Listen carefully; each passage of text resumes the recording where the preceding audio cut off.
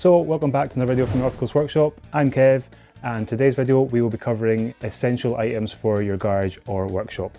These are items that will not be your standard grinders or hammers or drills. These will be things that you might not think about at the time just now, but you'll come to a job and you wish you had them. So what we're doing is I'll be covering the items that I've got in my workshop that I've found really useful over the years when I've been doing jobs. Items that I wouldn't usually have purchased, but when it's come to the job, it's been really handy having these things in the garage. Also, I'll be giving the price for these items and where you can find them on Amazon as well. You may also notice that in the background there, I've started to kind of organise my garage a little bit better. The bit over here that you can't see off camera is still a bin, so I don't want to be showing that. But yeah, you've got in the background, you've got my new Karcher Hoover, wet and dry vac. There's also a red air compressor, and I have some second-hand units up on the wall there from a next door neighbour's kitchen, and they've donated them to me kindly to use for my cleaning equipment. So yeah, all nicely stored. Well, not very nicely stored, but it's a lot neater than what it was before. I used to have exposed shelves. I think you might have seen a few videos, there was exposed shelves, all the stuff on display, but at least now I can tuck things away in cupboards and also have some hanging space on the outside as well. So I'm aware that this isn't every single essential item that I'm going to list in this video. There'll be some things I've missed out, probably quite a lot of things I've missed out. So what I encourage is down in the comments below, if you mention maybe something you've got in your garage at home that you find really useful for most jobs you do around the house or in the garage or in the car, then yeah, pop it down below in the comments, and maybe I'll look to do a second video like this again where I'll cover more items that I've not covered yet in my garage, and also I'll drop you a mention for the comments below to say what you've said have been useful as well. And as always, I encourage you to hit the thumbs up button to like the video if you've enjoyed it, found it useful or entertaining in any way, and also hit the subscribe button down below to catch similar content like this again in the future. And what we'll do now is we'll get stuck into this list of items that I find essential for the garage. Oh, I forgot to say as well, stick around to the end of the video because I'll be revealing a one bonus item that is under $5, but these things are so useful around the garage. So yeah, stick around to the end and I'll show you that thing.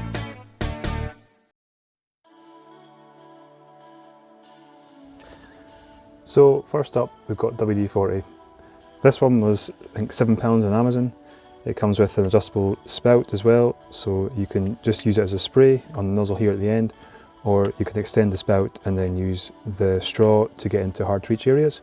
Now WD-40 can be used for loads of different tasks, such as cleaning. You can clean surfaces with it really well, it takes off sticky marks, it can protect items from rust. Common fault with Volkswagen and Audi group cars, where the door locks don't work properly. You can open from the inside, but you can't open the car from the outside. So what happens is the modules over a number of years start to seize up inside, and the best way to fix it is to drill a small hole into the top of the module, in behind the door card, and then spray in some WD-40, and then afterwards the module starts to work again, and you can start to open the car again from outside.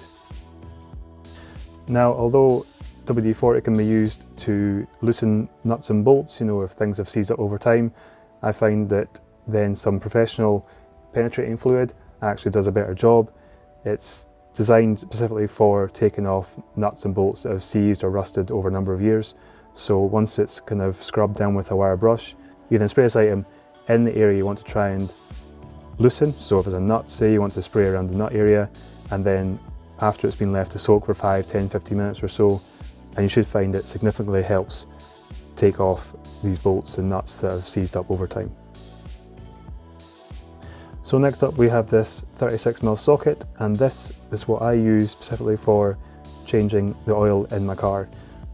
It's a change from the old days where the oil filter used to be in one complete casing, and to take the old oil filter off, you just hammer a screwdriver through the oil filter itself, twist it a few times to loosen it, and then that would be it taken off, or you'd hope it would come off. But yeah, now usually there's an oil filter housing, and then the new filter goes inside that. My car is a 2-litre TFSI engine that you can find in the Mark II Leons, and also I think in the Mark V Golf GTIs, and they have an oil filter housing that requires a 36mm socket to take it off. So I used to just try and take it off with a pair of vice grips or a pair of pliers, and that was starting to damage the oil filter housing, so I invested in one of these. I think it was £9, and yeah, it's a lot easier to take off the oil filter housing with this, and there's no more chances of damaging any of the parts in the engine itself. So yeah, thoroughly recommend you invest in one of these if you've got that type of engine, or possibly that same applies to many other engines as well. So next up we have this assorted bit set. So yeah, many a time I've been doing a job and I've had to look for that random assorted spline thingy, multi-spline thingy. I'm not sure what you call these exactly, but there's quite often these fitments, and if you haven't got the tool for the job, that's the job come to a complete halt. And then you have to go and ask a friend to borrow their set, or then just wait for one to be delivered if you've ordered it online. So yeah, 12 quid, thoroughly recommend this. You get the Allen key heads on these ones. You also then get like the multi-spline, I think they're called, and also then the Torx as well, which is less number of splines. Also the various socket attachments as well. So yeah, it's come in really handy the past year I've had this, and yeah, very recommended for the garage. So now we have the trim removal kit. So this is a kit that will help you to remove dashboard, trim, and other bits of pieces around the car, maybe door cards, etc., safely without damaging any of the car itself. There's always temptation to maybe use a very small thin screwdriver, thinking you can gently prise off a piece of dashboard trim without damaging anything, but guaranteed you're going to create some scratch or scuff or chip on the plastic of the car itself. So it's always safer to use plastic on plastic and use this trim removal kit just specifically for taking off trim of your car. And now we have the inspection torch and the mirror as well. Now this torch has an LED light on the end of it, but it's also magnetic as well, and it extends as well. So I don't know if I can get that all in the camera frame there, but yeah, it extends some length. So yeah, really handy tool to have in the garage, especially working on cars. Quite often you'll lose the odd nut or bolt down inside the engine bay, and you can't leave it there. There's a good chance it might have fallen in amongst maybe the timing belt gear or the alternator, and if that actually gets into the workings of those components, then it could cause major damage to the car. So yeah, always better to rescue it back from wherever it's fallen in the engine bay with this kit. And the mirror itself is just handy for seeing areas of maybe the engine bay again that you can't normally access from looking at the top or underneath.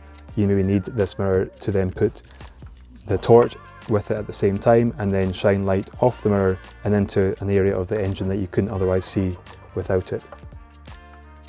And now the LED head torch. So gone are the days of having your mate stand beside you holding a torch but not paying attention where they're shining it, and it's in completely the wrong place compared to where you're working yourself. So having the head torch, you can put it over your head, put the light on, angle it to a certain angle that you need, and then wherever you're looking, you can guarantee that the light's going to be shining in the right direction as well.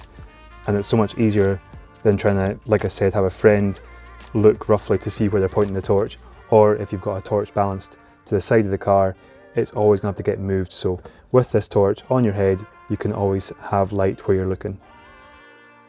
So next up we have some gloves. So vinyl gloves, you can get them in various sizes and colours.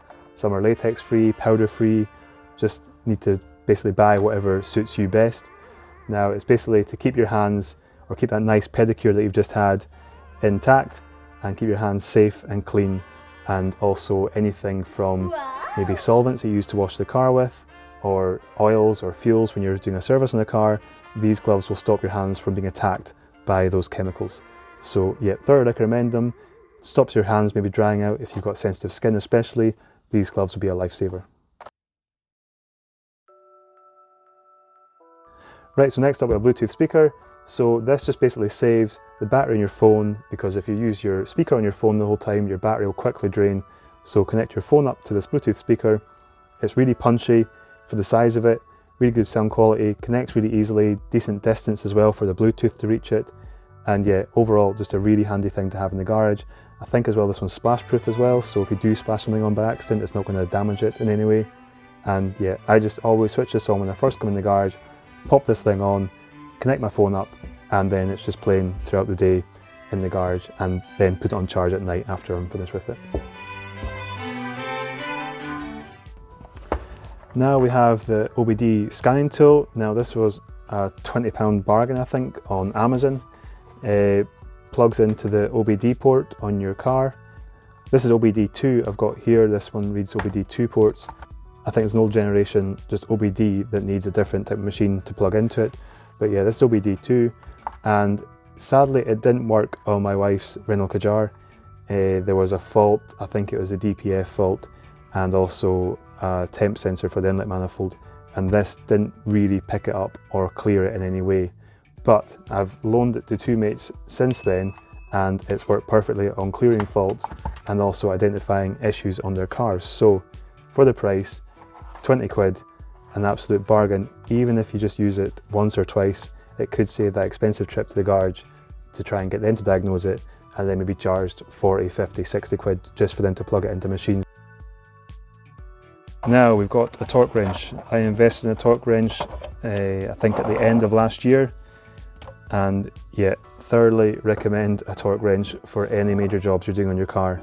The last thing what I'd be doing is over tightening bolts or nuts in excess of their torque requirements, and then possibly damaging the threads, or even worse, then actually shearing the bolts completely off. So it can work the other way as well. It could be that you're not tightening things up enough. You may think you've tightened it up completely adequately, but actually you could have done maybe another full turn yet. So this torque wrench would have come in handy to let you know that. The last thing as well you want is things coming loose, as well as tightening things, over tightening things, and then breaking off. The other way it could be is the things are put on not tight enough and they work their way loose over time, which could be dangerous if it's something important like maybe a brake caliper or wheel studs. These come with different ranges of settings. So the one I've got here is from 7 to 105 Newton meters, and it's a 3/8 drive.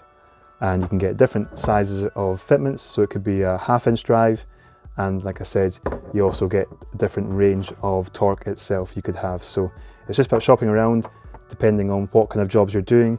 Maybe you're doing smaller tasks with smaller bolts and nuts that require a smaller torque setting, so then you go for the lower end of the scale. But then you could have ones that are maybe more heavy duty bolts and nuts for things like subframes.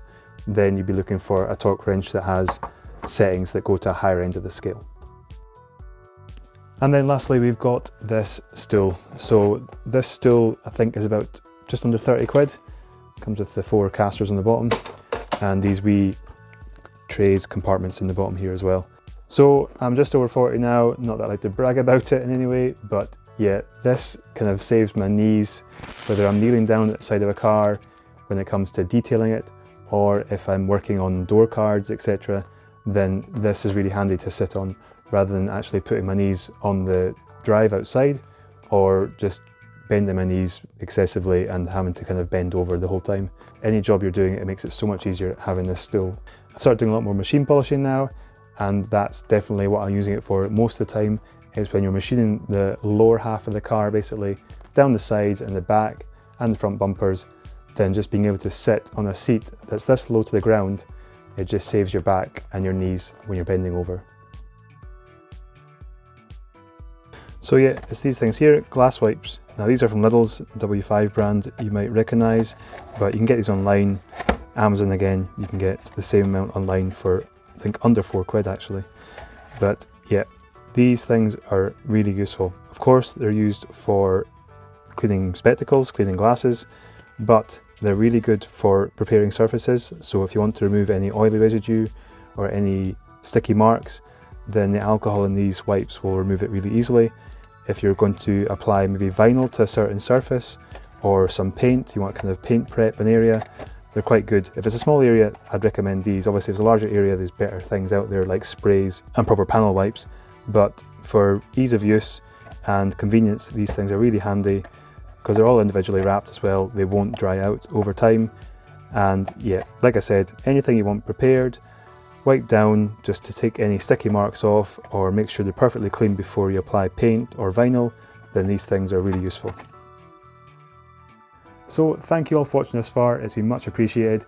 Please hit the thumbs up button as well if you want to support the video, and if you've enjoyed it in any sort of way.